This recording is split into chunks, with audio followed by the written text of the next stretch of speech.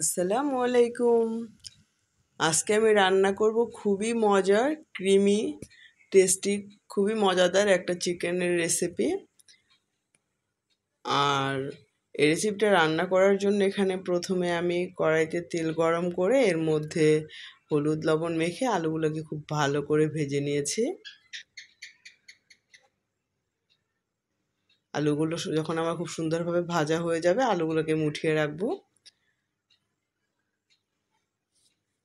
আর এই মুরগির মাংসটা আপনারা ভাত, রুটি, পরোটা, খিচুড়ি, পোলাও সবকিছুর সাথেই খুব বেশি মজা হয় এই মুরগির মাংসটা এভাবে রান্না করে খেলে।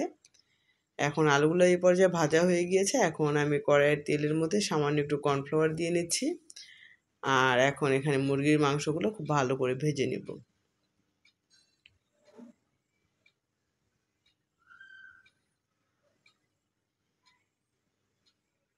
এই পর্যায়ে চুলার জালটাকে আমি মিডিয়ামে রাখবো।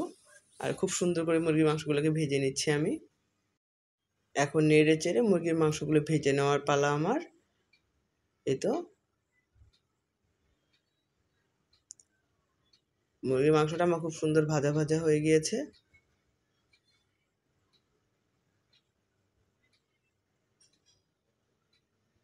এই পর্যায়ে মুরগির মাংসটা আমার ভাজা কমপ্লিট হয়ে গেছে। এখন আমি একে একে সব মশলাগুলো এখানে দিয়ে নিব। আমি এখানে প্রায় 3 চা চামচ পরিমাণ মরিচ গুঁড়ো দিয়ে নিয়েছি। আর হলুদ গুঁড়ো দিয়ে নিয়েছি প্রায় আমি 1 চা চামচের মতো।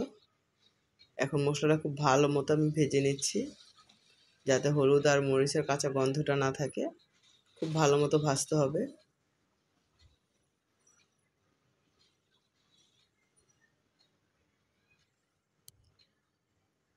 এখন এখানে দিয়ে নিলাম আমি স্বাদ মতো লবণ।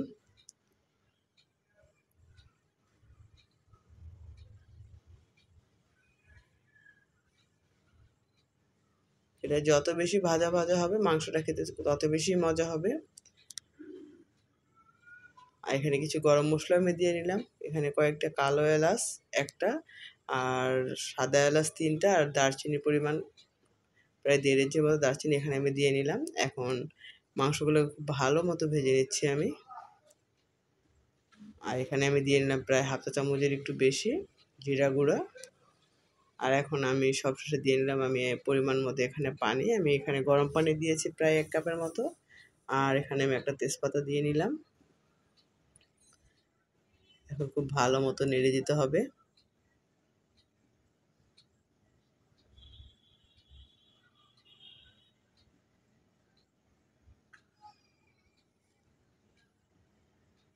আর আগে থেকে ভেজে রাখা আলুটাও আমি এখন এই পর্যায়ে দিয়ে নিলাম।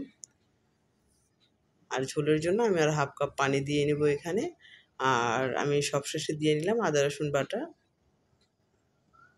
এতে করে আদার একটা স্ট্রং ফ্লেভার পাওয়া যাবে রান্নার মধ্যে থেকে, তখন খেতে খুব ভালো লাগে। আর এদিকে আমি এখন একটা মশলা রেডি করে নিচ্ছি। আমি এখানে কিছু পেঁয়াজ বেরেস্তা, কয়েকটা কাঁচামরিচ আর প্রায় 4 চা চামচ পরিমাণ গুঁড়ো দুধ দিয়ে নিলাম। এখন এটাকে আমি গরম পানি দিয়ে গুলিয়ে এটা আমি এখন রান্নার মধ্যে দিয়ে নিব। এতে করে একটা শাহি শাহি ফ্লেভার আসবে।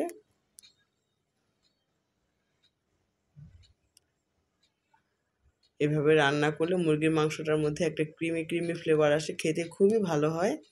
আপনারা অবশ্যই বাসায় একবার ট্রাই করে দেখবেন।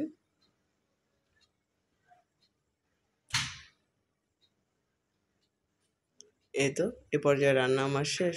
আল্লাহ হাফেজ।